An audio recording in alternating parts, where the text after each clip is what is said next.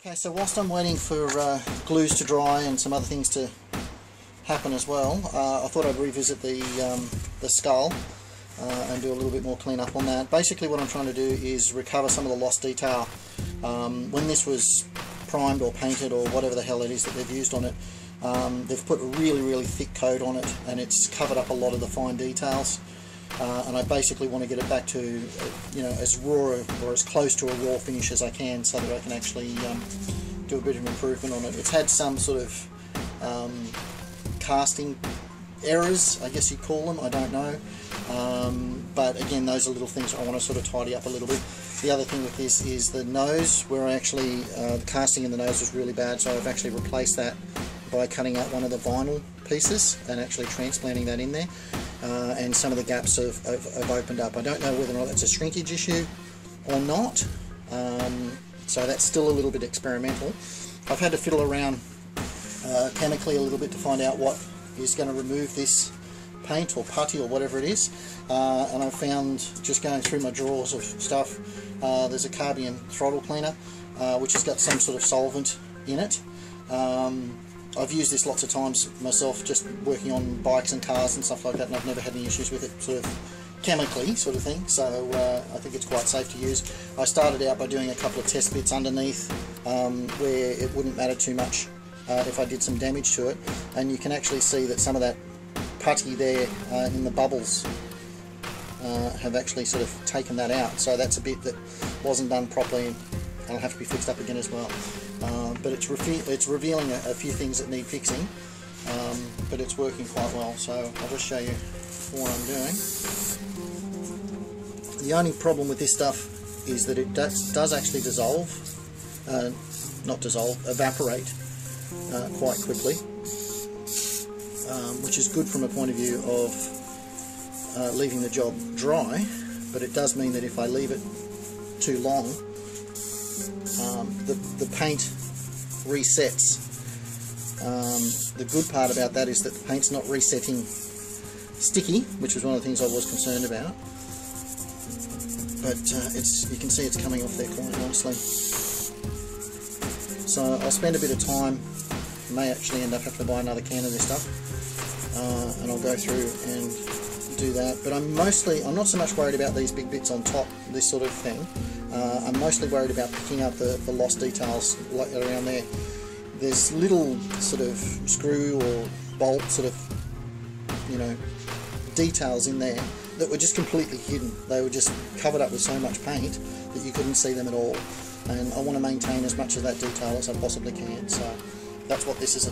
Well, the jaw was also covered in a really thick coat, so what I've done is, because this stuff evaporates so quickly, I've given it a really heavy spray and then wrapped it with the Glad Wrap to actually stop it from evaporating. Hopefully once I take that off, it'll soften up that paint a bit, that it'll come off a little easier.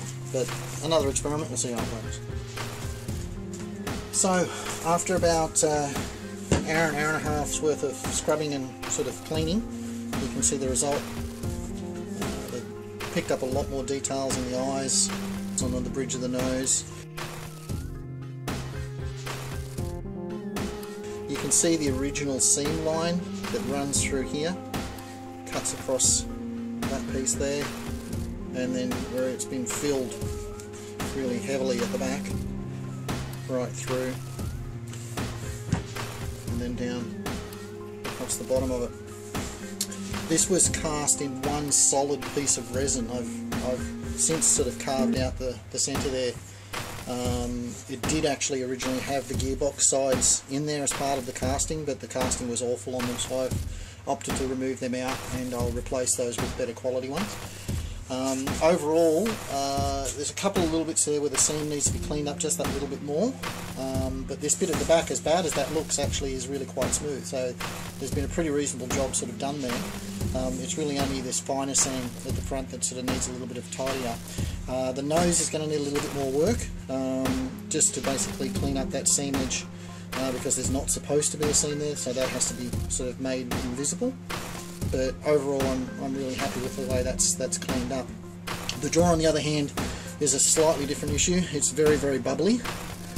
It's also a different colour. I can't tell whether you can actually see that there, it's a different colour resin, which leads me to believe that either it's not original to this skull, or it certainly wasn't cast from the same batch of resin.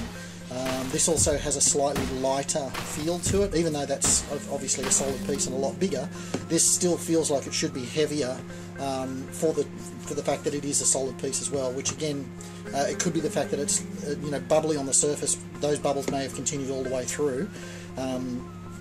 So it's going to need a little bit more tidy up in the skull. But overall, I'm relatively happy with the way that's come together. Again, it's going to need some cleanup and modification. This piece has to be removed to accommodate the new neck piece, and then needs to be a new jaw mount put in place, and this piece is actually in the way of that, so that'll be actually removed so that can actually be put in place and hinged a bit better. All these nice little screw and rivet details have been picked up really nicely, and that's what I was hoping to get back, so it's worked really well. Okay, so this is the next day on those bits that I glued up yesterday. They've come together really solidly. I'm very happy with it. You can see I've run just a bead of the grey 2-part epoxy down the centre there, just to finish off those seams and make them a bit tidier. I've already started sanding that back there, and that's come back together nice and solidly. I did the calf, or the lower leg, this morning. That's been set now for probably about 2 hours, 3 hours maybe, and that's already starting to be quite solid. You can see there that that glue sort of bonds really quite tightly, and that rubbery element that I was talking about in the earlier video is no longer there, and I could already start sanding that back. I'll give that another overnight to set, just to make sure that it's 100% cured, and then I'll start building up the other leg. The other leg part hasn't had the additional components added to it. When these came in the kit as well, they were really ordinary. I had to carve out that entire section. It was basically almost one big chunk of resin, and it's, as you can see, it's very rough in there at the moment, as is that to a certain degree, but that's a lot tidier by comparison, so that'll be one of the next projects. Whilst I was waiting for that stuff to the glue to set on that one, I started working on the other foot. The first foot that I came up with worked well enough that I'm actually going to copy that same procedure, and that was just the ball and joint assembly for that, and the toes go off that. And I've just started using this as a reference now for the second one, where I've thickened that up so that it has a bit more body to it, and then I'll make another one of these to actually fit using the old components. Once that's done, I'll basically make up that extra calf piece so that it mounts in the same way as the other one does, and so the leg will be basically ready for assembly.